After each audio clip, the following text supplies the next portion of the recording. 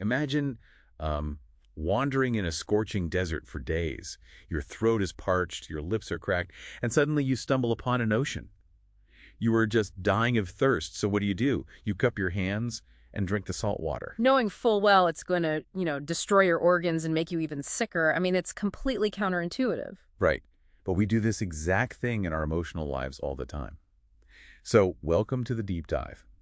Today we're looking at a fascinating stack of psychology articles and clinical research papers about this really profound human paradox. Yeah, we're essentially investigating why we willingly sacrifice our inner peace to maintain what our sources call a shadow of love. Exactly. And our mission today is to, well, look under the hood at the biological and economic and chemical reasons why you might settle for these chaotic relationships. Right, and more importantly, how to finally reclaim your equilibrium. So to start, I was really struck by the evolutionary angle in the research. It points out that our primal wiring actually sets the trap for us. Oh, absolutely. The sources call it the terror of the void. Basically, if we look back at our ancient ancestors, being isolated from the tribe meant certain death. Right, like a predator would just get you. Exactly. Right. And today, your nervous system still holds on to that ancient survival mechanism. So facing an empty room triggers a literal physiological dread of being alone. Okay, let's unpack this a bit. Because if our brains are so hardwired for survival, shouldn't our basic instincts scream at us to run away from a toxic environment? You would think so, yeah. I mean, why does this fear of the void override our self-preservation?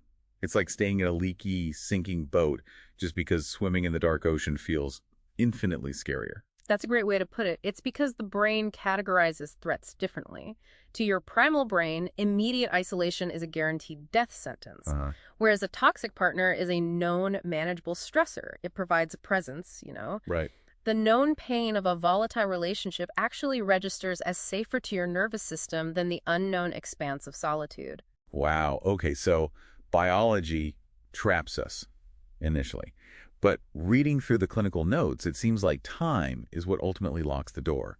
The researchers bring up the sunk cost fallacy. Yeah, the classic economic principle. It's when you keep investing in a failing business simply because you've already spent so much money. But we do this with our hearts, right? Exactly. When you've poured years of your life into someone, walking away feels like admitting all that past suffering was for absolutely nothing. I struggle with the direct economic comparison, though. I mean, a business is just money.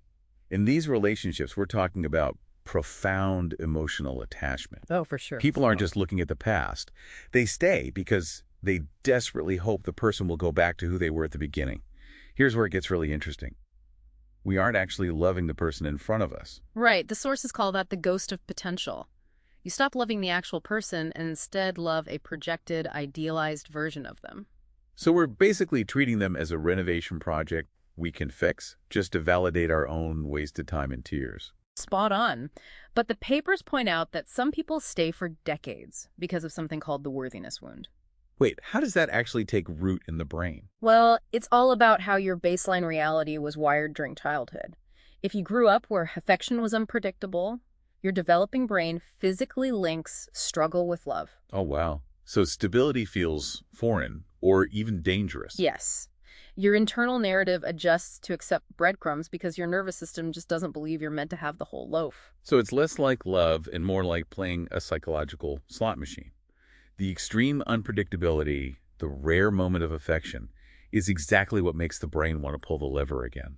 That is a perfect analogy. Psychologists call this trauma bonding, and it's a literal chemical addiction. When you get that rare jackpot of a grand apology, your brain floods with dopamine and oxytocin. Right. Then comes the inevitable low of neglect, flying your system with the stress hormone cortisol. Which means your body is constantly swinging between extreme withdrawal and extreme relief. So what does this all mean? Does a healthy relationship actually feel boring to someone whose nervous system is wired like this? It wouldn't just feel boring, it would actually trigger severe chemical withdrawal. The shadow of love provides the exact chemical hits your body is conditioned to crave. So leaving isn't just a breakup, it's going cold turkey on an addiction to chaos. Which is why breaking the cycle requires immense self-compassion. Letting go of a shadow of love isn't abandoning someone else, it's retrieving yourself. Real love doesn't require you to constantly set yourself on fire to keep someone else warm. Which brings us back to the salt water we started with. Understanding these invisible traps is the only way to finally break the cycle. Absolutely. You have to allow your nervous system to regulate. So I want to leave you with this thought. If you are currently standing in a shadow of love right now, what would happen if you actively trained your nervous system to make a boring, stable life your brand new dopamine rush? What if you bravely stepped into that terrifying void and sat in the quiet long enough for it to finally feel like peace?